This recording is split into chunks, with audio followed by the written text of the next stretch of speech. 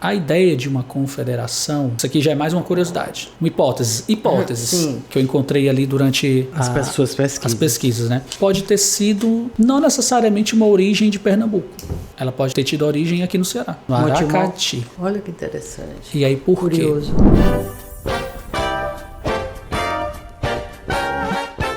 O nosso convidado de hoje é um historiador cearense que trabalha no Núcleo de Educação e Pesquisa. Ele é historiador, obviamente, vou falar aqui. Trabalha no Núcleo de Educação e Pesquisa do Museu de Ceará. É doutorando. Gente, o currículo desse meu convidado é extenso, aí eu vou colocar, como sempre, na descrição aí. Bom, hoje a gente vai falar de Confederação do Equador, só que por um ângulo assim, inusitado, que não foi tocado aqui ainda, né?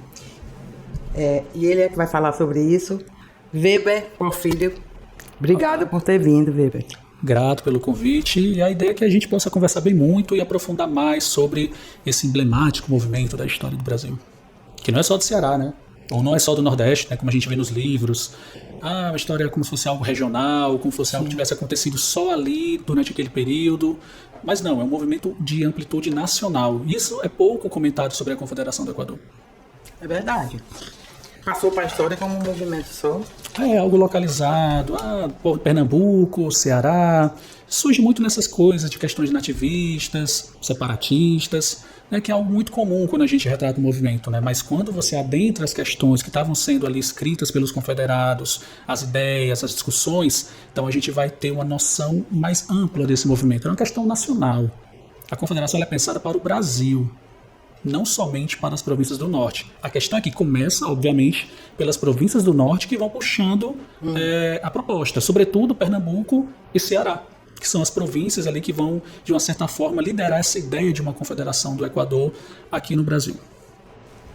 Bem, antes da gente entrar nesse assunto que é tão caro para nós, né, cearense, eu gostaria de comentar que nós iniciamos essa semana com uma grande notícia, né, nós cearenses, que é o início das obras do Museu do Ceará, não é? Das obras de restauro e que, nossa, foi muito bem recebido, assim, né? Depois de tanto tempo, né, a gente esperando. Exato, né? E a população está na expectativa, né, de ter o Museu do Ceará de volta, né? Na verdade, o Palacete Senador Alencar, porque o Museu do Ceará está plenamente ativo no anexo Bode Ioiô, né, com uma série de atividades do acervo, do núcleo educativo, de pesquisa, administrativo, mas as pessoas querem visitar o Palacete Senador Alencar, aquela sede imponente do Museu do Ceará. E aí teve essa boa notícia, né, que vai acalhar com a assinatura da ordem de serviço pelo governador, e que agora, dentro de 8 meses, né, todo mundo vai poder adentrar novamente as dependências do Palacete Senador Alencar, um bom e velho Museu do Ceará. Que coisa boa, né? Só para deixar o registro, né, que daqui a 10 anos, quando alguém assistir esse vídeo, vai... Bom, velho e novo Museu do Ceará, porque vai estar novo. Eu queria que tu começasse assim, com o contexto histórico, de quando eclode a... Você quer que eu chame como? Confederação? Vou chamar o movimento, quando eclode, né? Pra gente entrar naquela outra questão, que é da imprensa e da difusão de ideias, né? Como é que ela era... Eu vou adentrar um pouco o percurso, né, no qual eu me debrucei sobre esse assunto, que eu acho que é importante mencionar. Né? Por quê? Geralmente, quando a gente vai atrás de uma literatura sobre a Confederação do Equador, a gente cai sempre nas mesmas narrativas que reverberam essa questão do heroísmo, do patriotismo, dos heróis da causa republicana. E isso aí muito advindo de uma escrita ali da metade do século XIX, início do século XX, que reverbera até hoje, de uma certa forma. Essa ideia dos heróis da República, os heróis republicanos que lutaram para implantar uma república aqui no Brasil. E aí eu também, como todo mundo, aprendi com essas narrativas, fui ler, me deu curiosidade, né, de ir atrás disso tudo, mas durante um momento, e aí eu já caio no meu campo de pesquisa de fato, quando ainda estava na graduação, eu fiquei curioso para saber o que de fato esses sujeitos envolvidos na Confederação do Equador pensavam, discutiam, quais as ideias ali que permeavam o debate do ano de 1824. Porque o que vem a posteriori, praticamente a gente já sabe, está aí nos livros, é uma ideia que ainda reverbera, sobretudo essa questão do separatismo. A Confederação do Equador queria se separar do Brasil, a revolta de 1817, lá no Crato, com José Martiniano de Alencar, Bárbara de Alencar, né, entre as lideranças, o próprio Tristão também Gonçalves. Esses movimentos queriam separar do Brasil. Então, eu acabei também lendo muito dessa literatura que versa sobre o separatismo, mas eu optei por querer saber o que esses sujeitos escreviam sobre o Brasil, sobre a ideia de nação, sobre a própria ideia de confederação. E aí eu comecei a pesquisar os documentos da época. E aí li muito sobre a imprensa, sobretudo a que foi produzida aqui no Ceará, que foi o Diário do Governo do Ceará, que é o primeiro, tido como o primeiro impresso, publicado aqui, o primeiro jornal. Chifres Pernambucano, que foi publicado pelo Frei Caneca, além de proclamações, ofícios que foram trocados entre as províncias do Ceará, de Pernambuco, Piauí, Maranhão, e a documentação existente digitalizada no Arquivo Nacional. E aí eu pude ter uma visão um pouco diferente dessa visão mais tradicional que fala sobre a Confederação do Equador. Crítica, né? Aí eu ampliou um pouco, né? Agora eu sei do que os confederados estavam pensando aqui em 1824 e o que estavam pensando sobre essas mesmas ideias nas províncias do Sul, sobretudo no Rio de Janeiro, que era a sede da capital do Império, né? E aí lá a imprensa já era um pouco mais desenvolvida, já tinham vários jornais circulando pela corte e obviamente muitas ideias, né? O Brasil estava uma efervescência naquele período que não fazia nem praticamente 2 anos que ele estava, né, independente, entre aspas, né? Porque tinha sido 7 de setembro de 1822 e naquela época ali do auge ali da Confederação, em julho, agosto, né? Aí não tinha completado 2 anos dessa independência. Essa insatisfação que a gente vê depois da Constituinte, né? Que ele vai lá e otorga, acaba otorgando e teve toda aquela confusão que você vai contar. Mas já havia esse sentimento de insatisfação? Ou foi a partir do fato? Não, se já havia, né? Esses... Não, é aquela coisa. Né? Para falar sobre a Confederação, no sentido de que quais seriam, né? Porque tem muita gente que quer... As causas. Que quer apontar um motivo específico. Não, a Confederação é aqui, né? Começou aqui. Eu prefiro dizer que são várias... É um conjunto de situações que vai ali alimentando até eclodir a Confederação. Então, claro que a dissolução da Assembleia Geral Constituinte de 1823 tem um peso nisso. Por quê? Porque se aguardava uma Constituição elaborada por esses deputados das províncias, na época, né? E que uma Constituição que na mente daqueles envolvidos tivesse sido escrita pelos representantes do povo, que eram esses deputados. Então, quando Dom Pedro dissolve a Constituição e reúne o seu conselho de notáveis para elaborar uma nova Constituição, aquilo ali foi como um golpe para esses deputados que até então, desse emergente Estado que estava nascendo, que era o Estado Nacional, foi um golpe duríssimo, porque eles achavam que ia ter ali um documento que ia legislar esse novo Estado que estava sendo criado, que era elaborado por esses representantes. Então tem um peso, mas também tem um peso as questões relacionadas ao poder moderador que está instituído, que foi implementado na Constituição, que o poder moderador era a figura do Dom Pedro em última instância que decidia, né? Isso também foi pontuado. Né? As questões relacionadas a uma suposta invasão militar portuguesa, que é muito comum e muito presente nos impressos da época, e que pouco é comentado quando a gente fala sobre a Confederação do Equador, também estão presentes entre esses pontos ali, né, que vão ali se aglutinando para causar revolta. E também uma influência das repúblicas que estavam acontecendo durante o continente americano. Então a gente vai ter em 1776 a chamada Revolução Americana, que aí é a criação dos Estados Unidos. Influencia, né? Exato. Quer dizer, todo um caldo que vai ser... Exatamente. São as ideias que estão circulando ali pelo continente, as ideias de república, as ideias relacionadas à Constituição, governo democrático, autonomia. Então é um caldeirão de ideias políticas que vão influenciando esses sujeitos e que vai, obviamente, materializando circunstâncias, posicionamentos e que vai eclodir na Confederação. Então é um conjunto que vai acontecendo, né? Mas claro que a dissolução da Assembleia tem esse ponto, né? Mas como eu falei, olhando os impressos, a ideia de uma invasão militar portuguesa pesa bastante também para a eclosão da Confederação do Equador. Isso porque as publicações que circulam aqui do Ceará para Pernambuco, de Pernambuco para o Maranhão, Piauí, todos eles dão conta de que Portugal pretendia, se preparava para invadir militarmente o Brasil. E, obviamente, a gente sabe que a porta de entrada da Europa são hoje é o Nordeste, né? Mas antigamente eram as províncias do Norte, que era todo esse espaço que aqui havia. Verdade. Então, a ideia de confederação surge até mesmo de uma união dessas províncias para se defender. Para se defender de Portugal. Porque eles achavam, obviamente, que talvez sozinhos não tivessem essa força para se defender de uma suposta invasão. Né? Ela é uma suposta porque nunca de fato se comprovou, né? Se comprovou, né, que Portugal estava... Eram os boatos. que hoje é tão comum, né, esses boatos que a gente chama de fake news, né, mas que na época já existia. Então era sempre boatos dão conta de que esquadras portuguesas estão se direcionando ao Brasil, dizem que houve-se. Então é sempre um boato que vai alimentando uma situação e que vai gerando, como eu posso dizer, insatisfações, decisões, inquietações. Né? Por exemplo, o Ceará elabora um plano de defesa. A província do Ceará, na época do Tristão Gonçalves de Alencar, Araripe, na frente da província, ele elabora um plano de defesa para o governo, que inclusive escolhia, em caso de invasão, que a capital seria a vila de Montemor Novo, que é Baturité.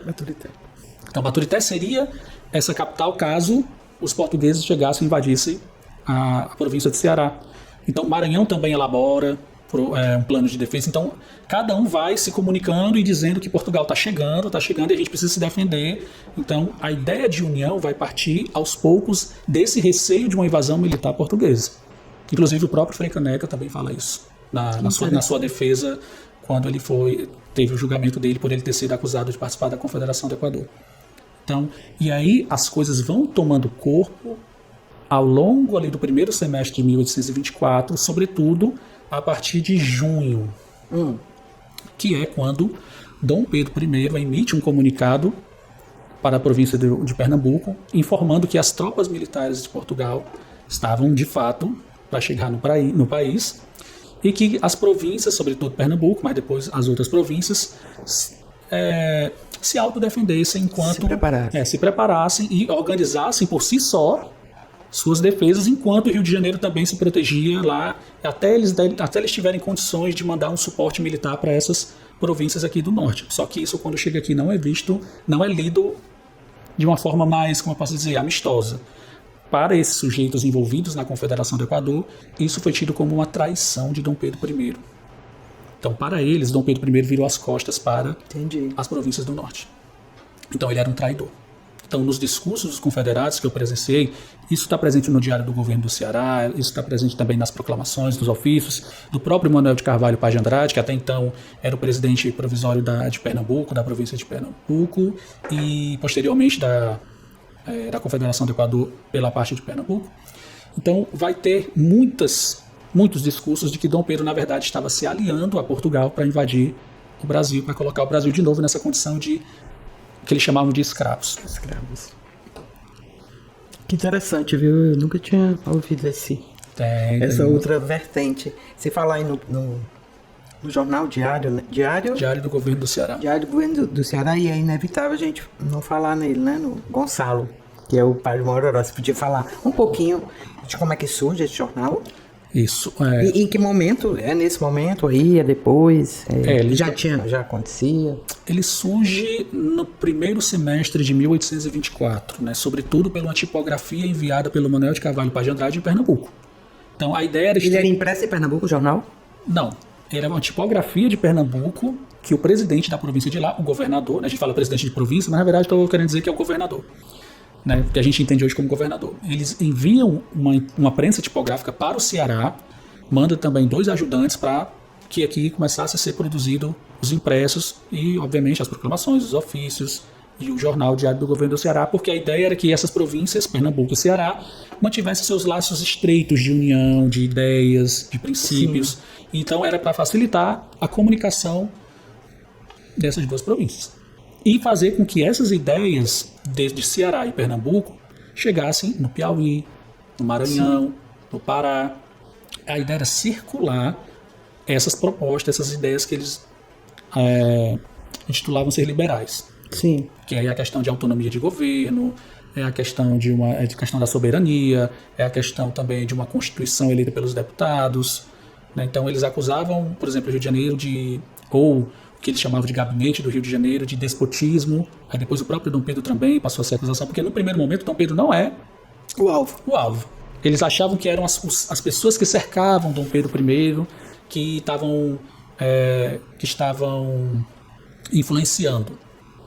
Aí é quando acontece esse episódio de 10 de junho de 1824, né, que eu falei que ele emite um comunicado pedindo para as províncias se autodefenderem, é que ele passa a ser o alvo de fato dos ataques. Entendi. Passa a ser o alvo dos ataques porque, justamente, né, pensavam que o próprio imperador virou as costas para o Brasil. Então, somente um governo confederado entre essas províncias poderia salvar as províncias do norte e o Brasil. Então, a confederação, ela parte de uma ideia de se pensar um governo autônomo para o Brasil, de um modo geral. Não era separatista. Não era separatista. Mas não vamos chegar vamos a essa conclusão, né? Vamos chegar por Ao hora. fim e ao cabo, não era. Aí o Manuel de Carvalho manda a imprensa. Sim. Aí o padre Mororó é escolhido para ser o redator. Diz que ele era um exímio orador e escrevia muito bem, né? Tinha uma determinada intelectualidade, né? Já tinha sido... O nome dele já estava relacionado à Gazeta, que foi produzida aqui em 1817, durante o governo do Manuel Sampaio, se não me falha a memória, governador Sampaio. Então ele já circulava esses espaços. A Gazeta, no caso, ele era escrevia manuscrito. já para essa Gazeta. Era manuscrito, né? Cara, ainda existe, velho.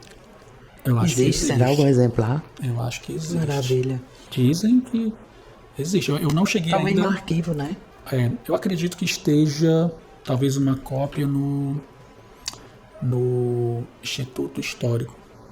Mas é uma suposição. Eu só acho, né? Porque eu acho que eu já cheguei a ler algo sobre. Sei. Mas se eu estiver enganado aí, comenta aí. Isso. Comenta. Isso. Não, tá, e diga pra gente onde é que está. Exatamente. Se você sabe, né? Mas a questão é que o nome dele já estava envolvido, né, com essa questão dessa Gazeta, produzida em 1817. E, naturalmente, ele foi indicado como nome devido a essa relação com a intelectualidade. Né? Teria sido aluno do Seminário de Olinda, né? aluno e provavelmente, pelo menos os que os seus biógrafos falam, que teria também tido relação com o Frei Caneca, né? Feito amizade com ele, José Martins de Alencar, que todos ali da primeira turma, né, do Seminário de Olinda. E foi natural que ele tivesse sido escolhido para tal. Então ele foi o editor, mas no próprio jornal, que isso é o que poucas pessoas também comentam, né, tem um aviso dele dizendo que ele ia deixar o cargo de editor do jornal. Ah, é mesmo? Em um determinado momento, ali da edição, não estou lembrado agora qual número, ele agradece e se despede da função de editor e queria passar para outra pessoa, embora não se tenha notícia de quem é essa outra pessoa, quem foi esse outro editor do Diário do Governo, e que ele iria se dedicar somente a ser o secretário do governo da província. Que interessante. E que depois ele seria secretário, porque as pessoas sempre associam o Padre Mororó ao editor do Diário do Governo e secretário do governo durante a Confederação do Equador, mas na verdade ele já tinha sido secretário do governo antes né? da eclosão da Confederação do Equador, porque Tristão Gonçalves de Alencar ele ascende ao poder na província, através, obviamente, de uma votação, dia 29 de abril de 1824, que é quando se depõe o Costa Barros, que até então tinha sido o presidente da província escolhido pelo Dom Pedro I. Sim. E aí as pessoas daqui achavam isso, esses sujeitos achavam isso um absurdo. Como é que o presidente escolhe o nosso próprio governador? Então eles resolvem depor o Costa Barros, e aí é feita uma eleição e o nome do Tristão Gonçalves é colocado como presidente provisório da província e o Padre Mororó enquanto secretário de governo. Aí no decorrer dos acontecimentos de maio, junho, julho e agosto é que vai impulsionar, vai deflagrar a questão da participação do Ceará na Confederação do Equador. Ah, tá. E o jornal? A imprensa, volta. Pronto, aí o jornal ele foi publicado geralmente 2 vezes por semana. Essa era a ideia inicial do jornal ser publicado 2 vezes na semana, se não me falha a memória. Ele circulava mesmo, de fato, no Brasil todo? Não, no Brasil todo não. Mas deviam mandar, né, aí pra... Não, mas há indícios da circularidade dele pelas províncias do norte. Do Pará, que é o Grã-Pará, do Maranhão, do Piauí, do próprio Pernambuco.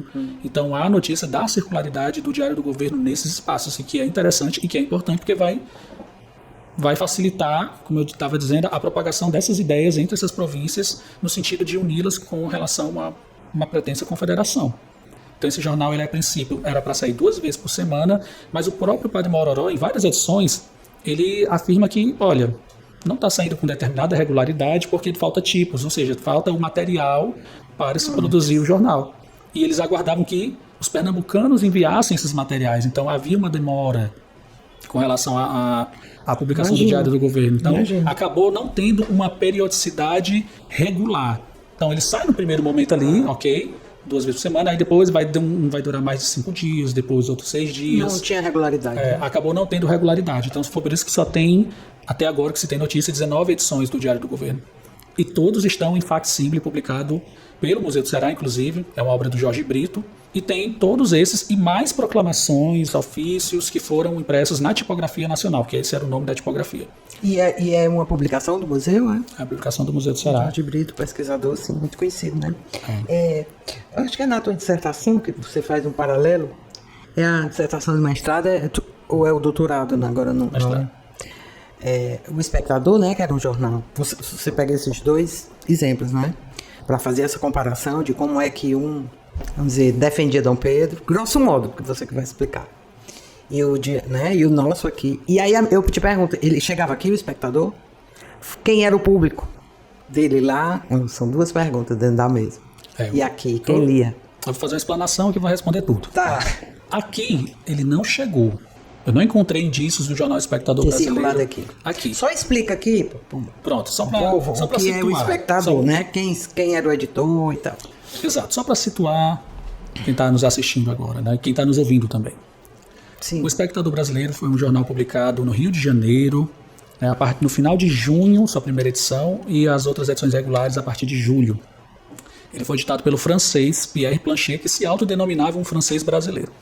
E é até curioso, porque ele chega no Brasil ali no início de 1824, fugindo de perseguições na França, e ele chega aqui no Brasil, é preso devido a uma questão de uma confusão, porque se tinha um indício na época que vinha um francês com ideias perversivas chegando no Brasil, lá no Rio de Janeiro, achava que era ele. Ele é preso com todo o seu material e posteriormente ele consegue um encontro com Dom Pedro, que é até estranho, né? Como você chega assim do nada, consegue logo uma audiência com Dom Pedro, aí ele é liberado e é também liberado seu maquinário e ele cria a sua tipografia, a tipografia Planchet, situada na Rua do Ouvidor, que na época era uma das ruas mais conhecidas da corte. Ou seja, os comerciantes, tinha pessoas bastante abastadas. Era mais a elite, Até porque a elite era quem exatamente, na rua, exatamente. Um país de analfabeto. Né? Mas é aí que está a curiosidade também. Que a leitura ela não era só reservada aos letrados. Ela era lida em público. Porque ela tinha, muitas vezes, ela era um jornal, um impresso, né, um pasquinho, ou o que quer que seja, era comum ter uma leitura mais nos espaços de sociabilidade, seja num clube, seja num lugar, seja numa livraria. Tipo uma audição, né? Uma pessoa, alguém lendo ali. Tipo, muitos também liam de forma pública também. E aí você falava e aquilo ali, mesmo que a pessoa não tivesse determinado letramento, ela ia escutar e aquilo ali ia passar, ia formar toda uma rede de comunicação sobre determinados assuntos, né? Então, tinha essa questão mesmo, né? Da tipografia, dos livreiros e tudo mais. Então ele cria o jornal dele a partir de junho e ele se torna praticamente um porta-voz de Dom Pedro I e do projeto de governo que era a monarquia constitucional, que era efetivada pela Constituição de 1824. Então, em todas as edições do jornal daquele ano, né, que foi o que eu analisei, nós vamos ver uma exaltação ferrenha a Dom Pedro I e, obviamente, tudo que fosse contra era questionado e era, como eu posso dizer, tinha suas é o que a gente chama de matéria, né, mas tinha comentários depreciativos. Né? Então, por exemplo, se estava ali ainda o Brasil estava no auge das questões ainda da repercussão da dissolução da Assembleia Geral Constituinte. Estava no auge. Aí ele ficava defendendo. Ele ficava defendendo que Dom Pedro fez certo, né, que tinha que se pensar mesmo no Brasil. Dom Pedro era a força, como eu posso dizer, era o principal nome desse país que estava nascendo. Ele era também um poderio militar. Né, e a monarquia constitucional era o melhor sistema de governo a ser seguido. E aí ficava falando mal das repúblicas, que eram que eram governos anárquicos, que existia muita confusão. Então o melhor modelo era seguir a monarquia constitucional e a figura de Dom Pedro. Mas isso não é à toa. Ele está fazendo isso, ele faz isso, e não só ele, né, os outros jornais, né, mas eu peguei um estudo de caso o dele, né, porque as ideias contrárias elas vão se proliferando nas províncias. E a Confederação do Equador é exatamente essa proposta de governo oposta. É um modelo diferente do que estava se pensando no Rio de Janeiro, através de Dom Pedro. Então era preciso combater o avanço dessas ideias tidas como republicanas, de autonomia.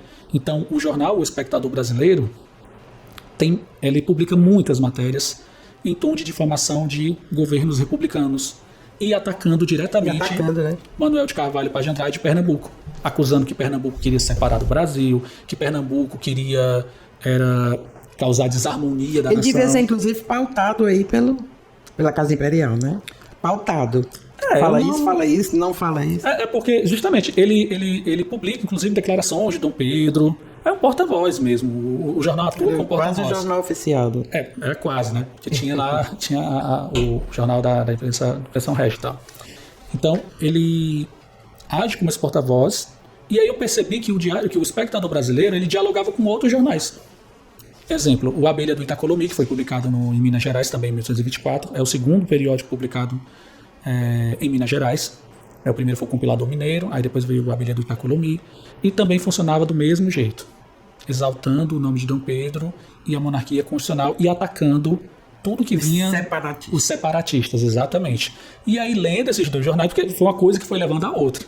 E aí, o Espectador Brasileiro também cita o Grito da Razão, que é um jornal publicado na Bahia também durante o período.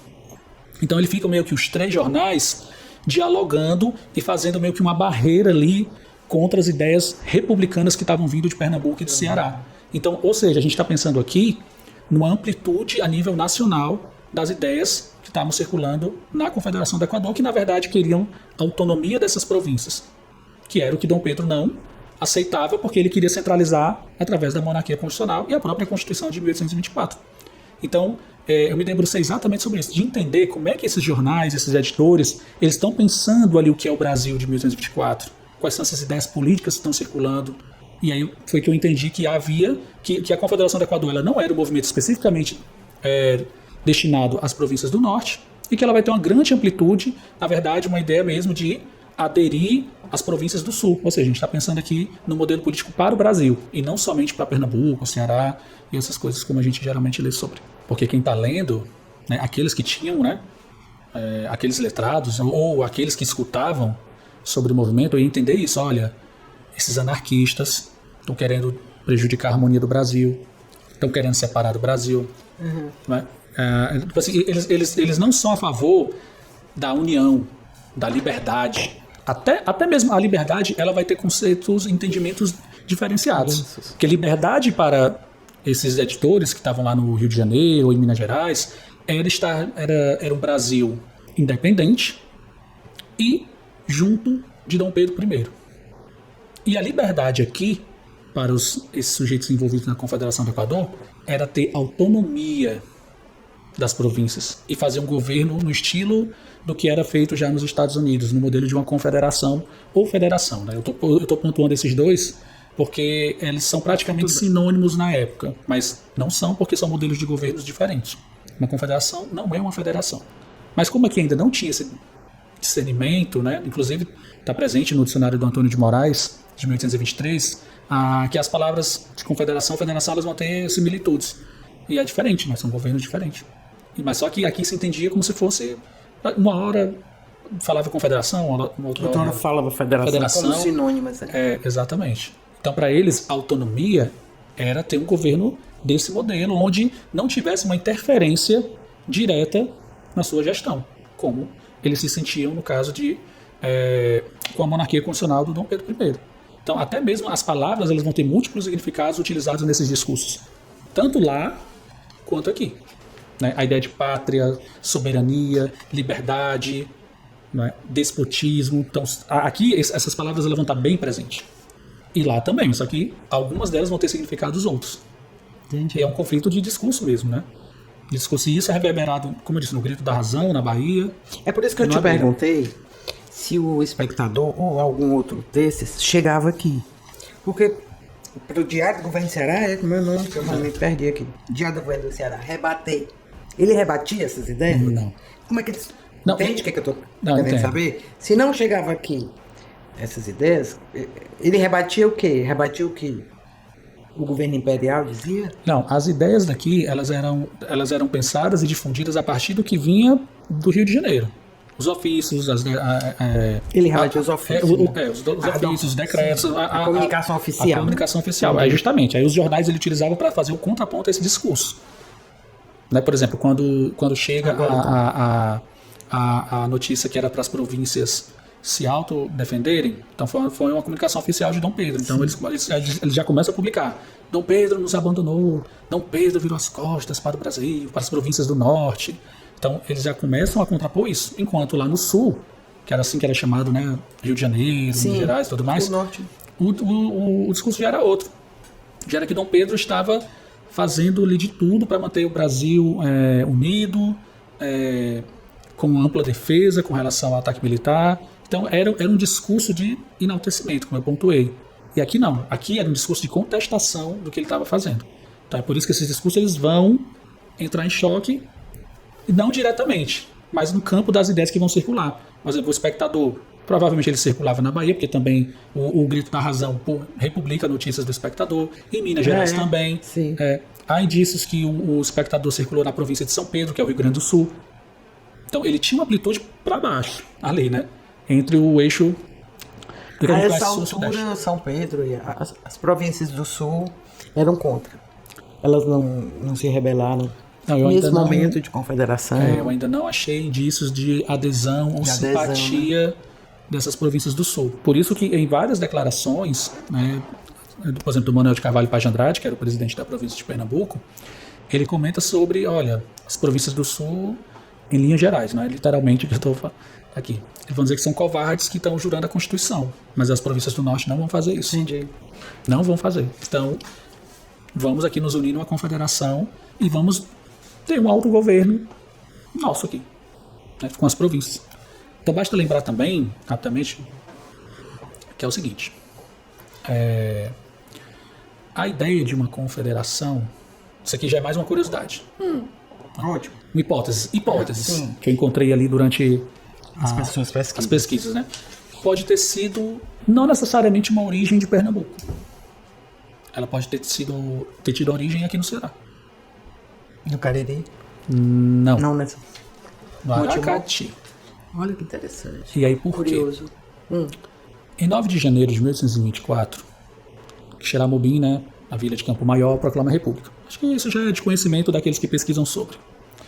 Pois bem, aí os emissários, os representantes da Câmara da Vila de Campo Maior, vão começar a querer adesão dessas outras províncias aqui, dessas outras vilas aqui no Ceará.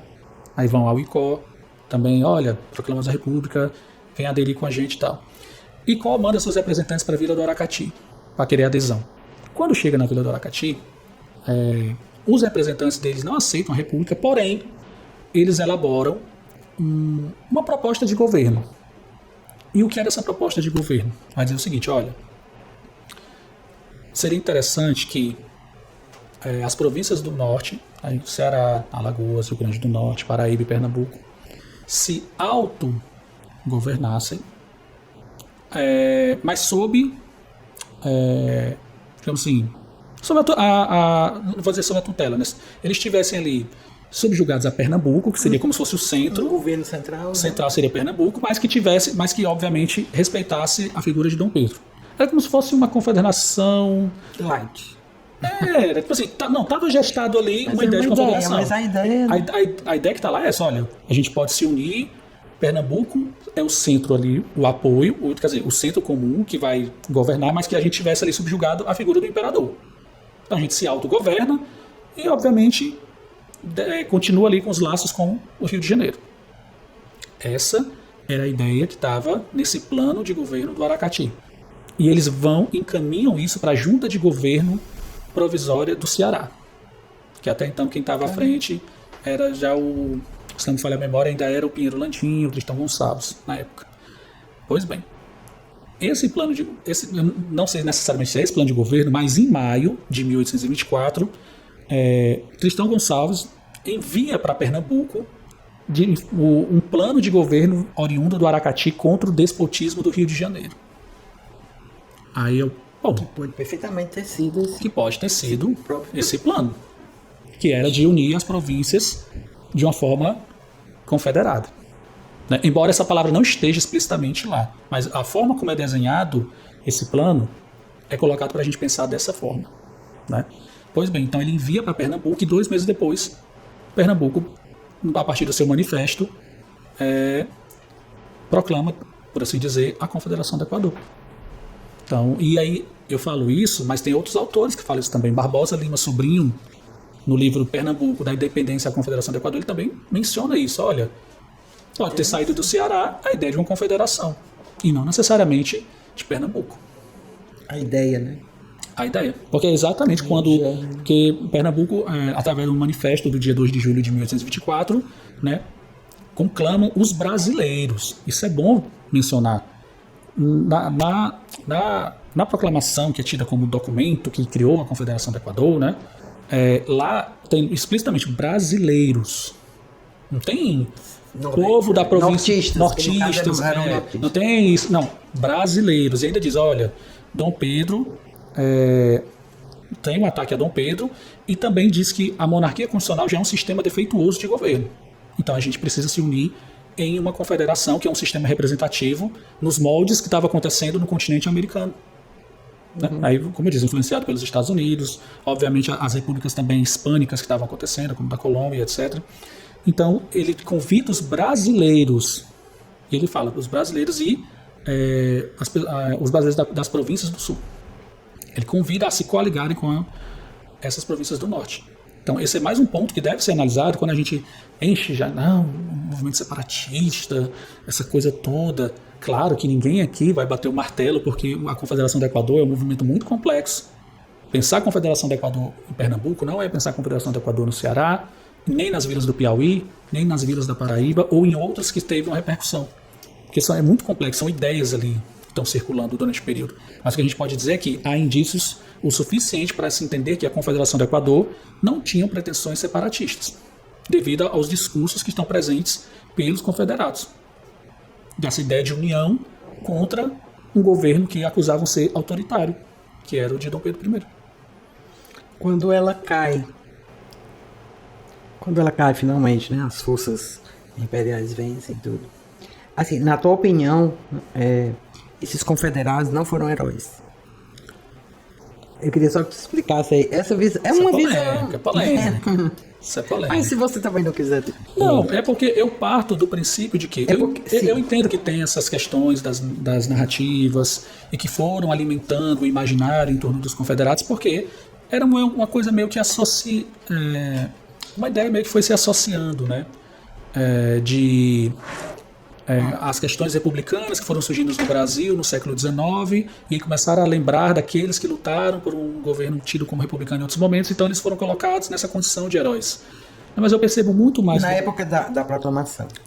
Afinal, ali durante... Você chama da formação das almas, de heróis. Isso. Você acha que pode ter sido nessa época que eles foram resgatados, esses heróis? Em meados do século XIX, já quando começam essas ideias republicanas no Brasil, esses personagens já começam a ter essa, digamos assim, esse olhar, protagonismo, assim, né? Já começam a ser levantados esses nomes, né? Porque o Brasil ali vivia essa coisa de monarquia já no final ali da monarquia, então república surgindo, as ideias sendo difundidas, e aí precisava de que tivesse ali uma memória desses sujeitos, né? E obviamente com a adesão da República, né, do Brasil em 1889 foi que esses nomes foram bastante rememorados nessa condição de heroísmo, né? Mas eu costumo entender que na época são sujeitos que estão disputando poder. É o jogo político ali, onde uns vão ter interesses a mais num tipo de modelo de governo, enquanto outros vão ter preferências por outros. E aí quando você coloca uma lupa ali para analisar bem o que estava acontecendo em cada lugar que se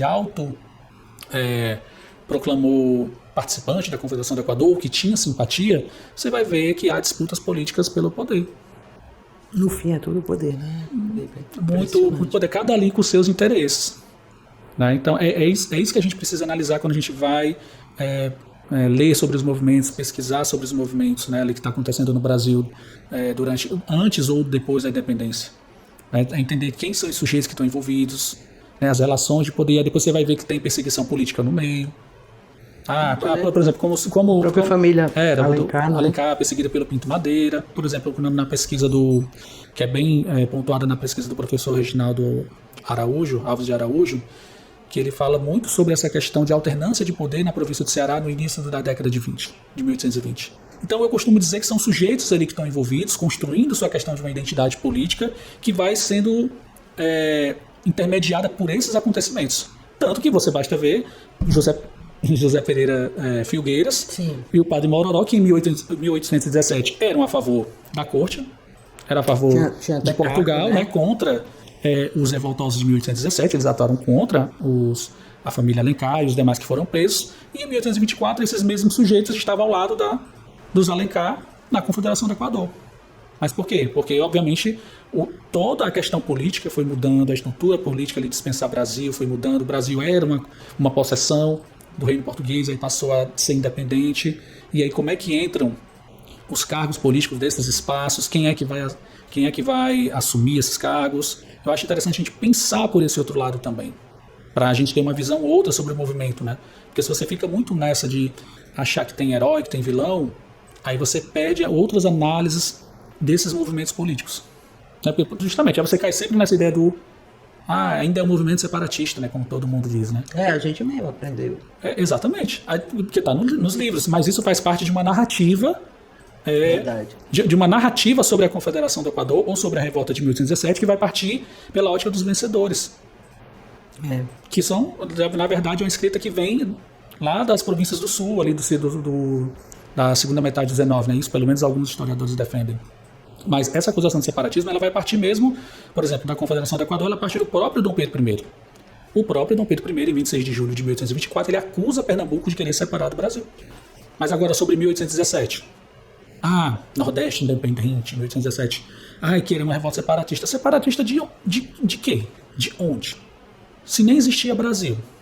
Aí você pode dizer, não, como assim? Pernambuco não é no Brasil, não. Ceará não é no Brasil, não. Mas o Brasil não existia enquanto Estado. Ideia de nação. O Brasil não existia enquanto nação, não existia enquanto Estado. Existia essa ideia de nação? Não. Ou uma projeção, assim? Não, a revolta de 1817 é contra a corte portuguesa. Não existia um Brasil-nação, não existia um Estado. Existia uma possessão de terra que pertencia a Portugal. Era uma possessão de Portugal. Então, protestava-se contra Portugal. Não existia um Brasil. Em 1824, existia um Brasil. Porque em 1822 ele fica independente, entre aspas, e em 1824 ele é legitimado pela Constituição. Então se cria um Estado-nação a partir do dia 25 de março de 1824, quando é legitimada a primeira Constituição do Brasil. Aí sim, você tem um Estado. E aí nesse momento ali de convulsão política, sobre quais caminhos políticos o Brasil vai seguir, aí é que vai entrar esse conflito. Olha, para as províncias do norte, para Pernambuco e Ceará, a ideia de uma confederação parece ser um modelo mais acerto para o Brasil nesse momento. Lá no sul, não. Não. O modelo mais certo é a monarquia constitucional com Dom Pedro I.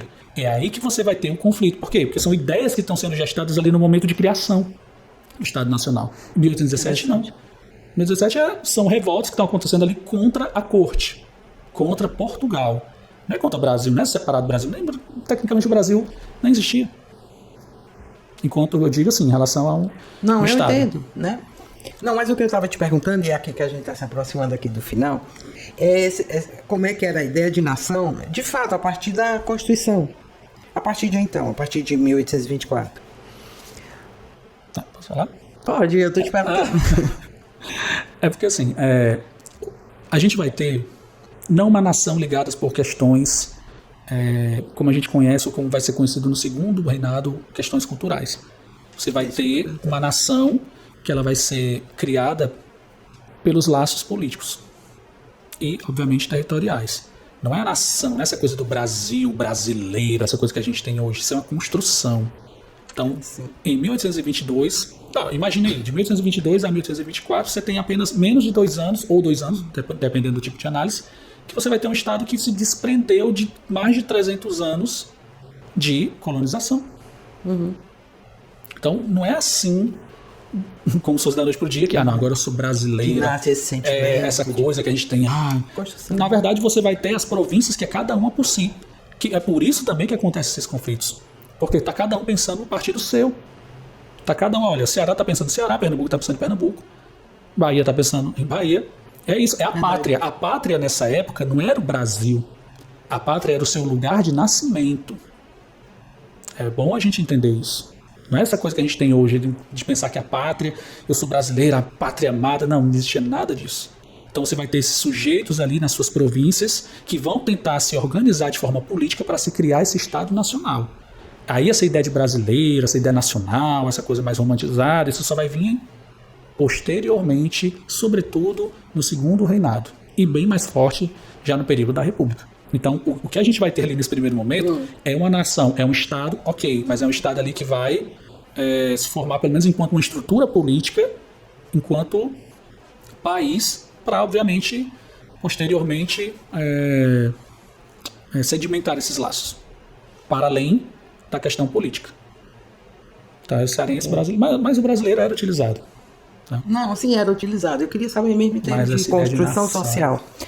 Mas os discursos são importantes por isso. Por exemplo, quando eu pesquiso nos jornais, os termos são utilizados, brasileiro, a família brasileira. Eles utilizam isso durante o período. A família dos cearenses, as províncias do norte. Então, há termos ali que vão, obviamente, já sendo colocados no intuito de tentar criar esses laços de identificação. Porque, justamente, se tinha esse temor de uma desintegração do Império, exatamente por isso, porque não tinha... que tentar... Exatamente, porque não tinha esses laços. Costurar, né? Exato. E o Estado, e a Constituição, ele tenta amarrar isso. Tenta amarrar que todo mundo ali faz parte desse mesmo país, desse mesmo Estado que está sendo criado. Uma visão completamente diferente e que é muito bom para pensar, não é? Completamente diferente, não. Para mim, muita coisa nova. Né? Não necessariamente polêmica. Eu não acho que foi polêmico que você falou, não. É perfeitamente. Mas eu deixo uma polêmica justificado. Mas então, deixar pra gente encerrar, deixa uma polêmica aí, pra você ficar na história, da voz da história. E se tiver a hipótese que talvez a Confederação do Equador nunca existiu? Que seja uma criação? Aí você... Não é possível. Não, agora ele foi longe demais. Como assim tá dizendo que a Confederação do Equador nunca existiu? Ele passou uma hora aí falando o quê? Com a Isabel. E com os meninos aqui que estão ouvindo. E com você que está nos escutando agora. Bom, é o seguinte. Depois de proclamada a Confederação do Equador, no dia 2 de julho de 1824, haveria um congresso em setembro em Pernambuco para que as províncias que participaram enviassem seus deputados para lá. Para, a partir desse congresso, de fato, oficializar a Confederação e, consequentemente, talvez um projeto de Constituição. Enfim, era de fato oficializar essa Confederação. Até então, o manifesto ele joga a proposta, aderir uma confederação. Então esse congresso seria em setembro em Pernambuco. A questão é que em setembro, Pernambuco já havia caído diante das tropas do Império. Ou seja, esse congresso provavelmente não ocorreu. Estou vendo provavelmente porque eu ainda estou na pesquisa, pelo menos até agora. Não aí, achei. Se você descobrir algo, mas você volta aqui para volto, mas não ocorreu. Ou seja, a gente tem uma ideia de uma confederação que vai sendo difundida pelas vilas e pelas províncias. Se de fato se efetivou, né? Se não chegou a efetivar. Provavelmente. Entendo. Mas você tem a ideia de uma confederação e essa ideia vai vingando nos seus espaços. Obviamente a partir daqueles descontentes com os rumos que o Brasil estava tomando por meio do Rio de Janeiro. Então é isso que a gente tem que analisar. É por isso que a confederação ou aqueles simpatizantes vão proclamando suas revoltas em momentos diferentes, em períodos diferentes. Por exemplo, Pernambuco é 2 de julho, o Ceará é 26 de agosto, e aí na Paraíba é em meados ali de agosto também, se não me falha a memória, mas outras vão já proclamando revoltas em maio. Então você vai ter ali uma série de movimentos que vão ocorrendo em períodos diferentes, mas com essas ideias ali que estão circulando. Então é isso que é uma pequena polêmica que talvez possa alimentar os comentários, as discussões aí. Qualquer coisa, tem minha dissertação online. Eu posso colocar, inclusive, o link. O link para as pessoas lerem. Obrigado. Então, gente, compartilha esse vídeo aí para as pessoas que você sabe que gostam de história, né? Porque essa é a ideia desse podcast, né? É compartilhar conhecimento e de forma crítica também, não é? Não é só... Por isso que é bom conversar e trocar ideias, tá bom? Bom, e até a próxima.